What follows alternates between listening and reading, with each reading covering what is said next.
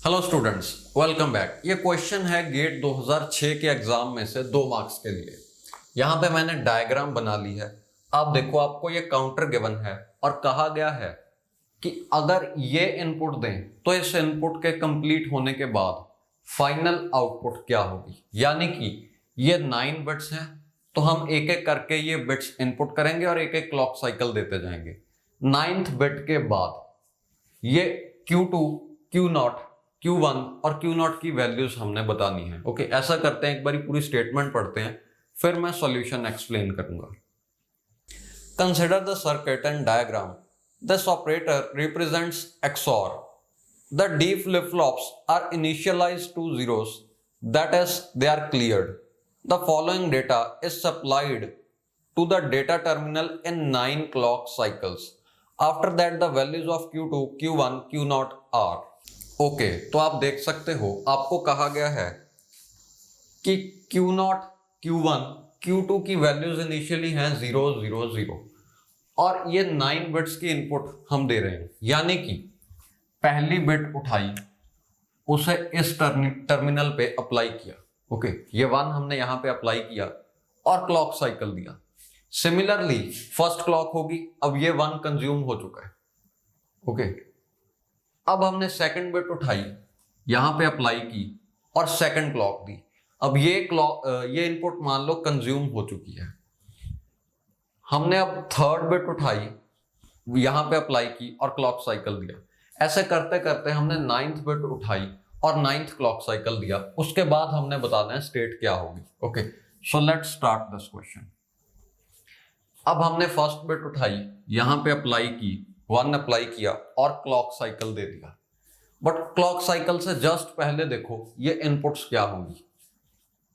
इसकी इनपुट 1 है क्योंकि हमने यहां से 1 उठा के अप्लाई किया है। ओके, ये Q1 की वैल्यू है 0, तो इस फ्लिप फ्लॉप की इनपुट है 0। ओके, इस फ्लिप फ्लॉप की इनपुट देखो क्या होगी, ये है XOR ऑफ 0 एंड 0। 0 0 का XOR होता है 0। ओके, तो इसकी इनपुट 1 है, इसकी इनपुट 0 है और इसकी इनपुट 0 है। अब देखते हैं क्लॉक मिलने पे क्या होगा। ये वैल्यूज एक एक स्टेज शिफ्ट हो जाएंगी। देखो, डी फ्लिप फ्लॉप की प्रॉपर्टी है, जो भी इनपुट है वही आउटपुट आएगी। इनपुट है 1, आउटपुट भी आएगी 1, यानी कि ये बिट यहां पे ट्रांसफर होगी, तो ये 1 बन गया। अब ये 0 यहां पे ट्रांसफर होगी और ये 0 यहां पे ट्रांसफर होगी, यानी कि ये ऐसे के ऐसे ही रहेंगे। ये 0 यहां पे आ गई। ओके, अब यहां पे जो पहले वैल्यू थी, पहले भी 0 है और क्लॉक देने के बाद भी 0 होगी, बट जो पहले वैल्यू थी वो यहां चलेगी, 0 ही थी तो यहां पे 0 आ गई। ओके, अब देखो 1 और 0 का XOR होगा 1, यानी कि ये XOR गेट इमीडिएटली 1 आउटपुट करने लग जाएगा। क्या ये फ्लिप फ्लॉप इस 1 की तरफ देखेगा? नहीं। देखो, जब तक क्लॉक सिग्नल नहीं मिलता तब तक इनमें से कोई भी फ्लिप फ्लॉप इनपुट की तरफ कुछ भी रिएक्शन नहीं देगा। यानी कि चाहे हम ये इनपुट चेंज करते जा रहे हैं बट ये फ्लिप फ्लॉप्स रिएक्ट नहीं करेंगे। ओके, क्योंकि इन्हें क्लॉक चाहिए। अब ये 1 कंज्यूम हो चुका है। अब देखते हैं सेकंड बिट हमने उठाई, ये बिट उठाई और यहां पे अप्लाई कर दी और क्लॉक साइकिल दे दिया। ये वैल्यू यहां पे आ जाएगी। ओके, तो ये बना 0, ये 1 यहां पे चला जाएगा, तो Q1 की वैल्यू बन जाएगी 1 और जो पुरानी वैल्यू थी Q0 Q1 की, यानी कि 0, वो यहां पे चली जाएगी। ओके, तो ये 0 यहां पे चली गई। अब ये है 0 और ये है 0, इन दोनों का XOR भी होगा 0, तो ये 0 बन गया। ओके, बट ये 0 यहां पे नहीं जाएगा जब तक हम क्लॉक नहीं देते। ओके, अब ये 0 भी कंज्यूम होगी। अब हम देख रहे हैं थर्ड इनपुट की तरफ, यानी कि हम ये 0 यहां पे रखेंगे तो जब क्लॉक देंगे ये 0 Q0 में आ जाएगी। तो आप नोटिस कर सकते हो, जो भी इनपुट बिट है वही क्लॉक देने के बाद Q0 में आ रही है।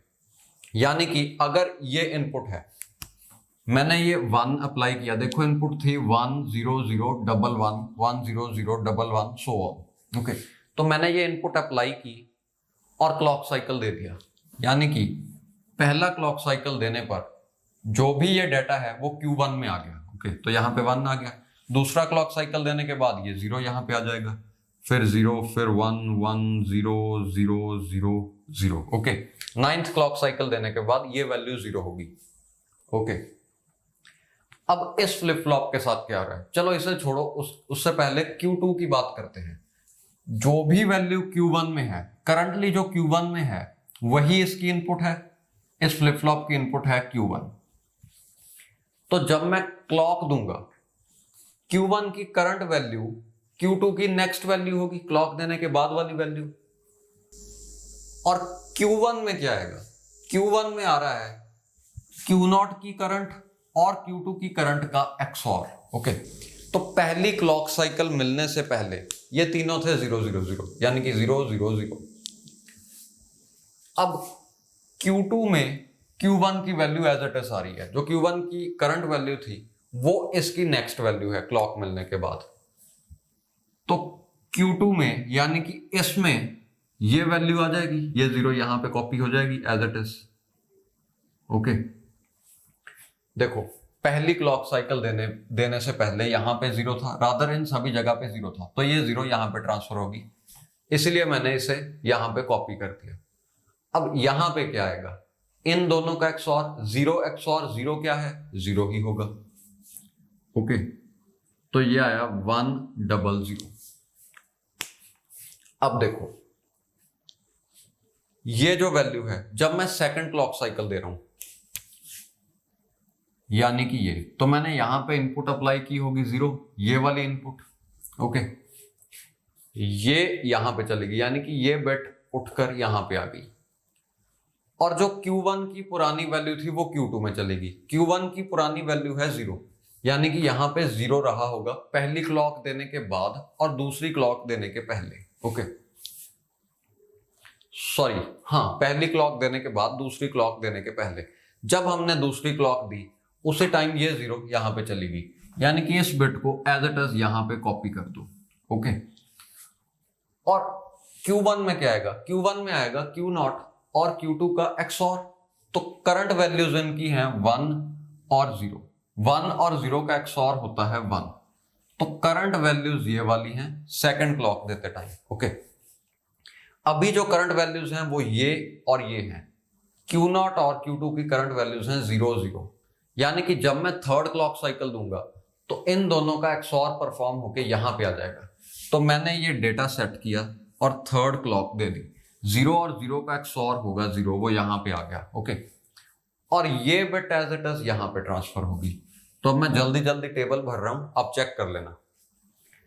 इन दोनों का XOR होगा, यहां पे आ जाएगा, और ये बिट यहां पे ट्रांसफर हो जाएगा। तो 1 और 0 का XOR आएगा 1, ये बिट एज इट इज यहां पे कॉपी हो जाएगी। ओके, नेक्स्ट देखो, 1 और 1 का XOR आया 0, ये 1 यहां पे एज इट इज कॉपी हो गया। 0 XOR 1 आएगा 1, और यहां पे 0, 0 XOR 0 0 होगा, और ये 1 यहां पे कॉपी हो गया। अब 0 और 1 का XOR आया 1, और ये 0 एज इट इज कॉपी हो गई। आपसे पूछा गया था 9th बिट इनपुट करने के बाद, यानी कि ये क्लॉक सिग्नल देने के बाद Q2 Q1 Q0 की वैल्यूज क्या होंगी। Q2 Q1 Q0 वो वैल्यूज हैं 0 1 0, यानी कि आंसर आया 0 1 0। अब देख लो कि ये कौन सा ऑप्शन है। ओके,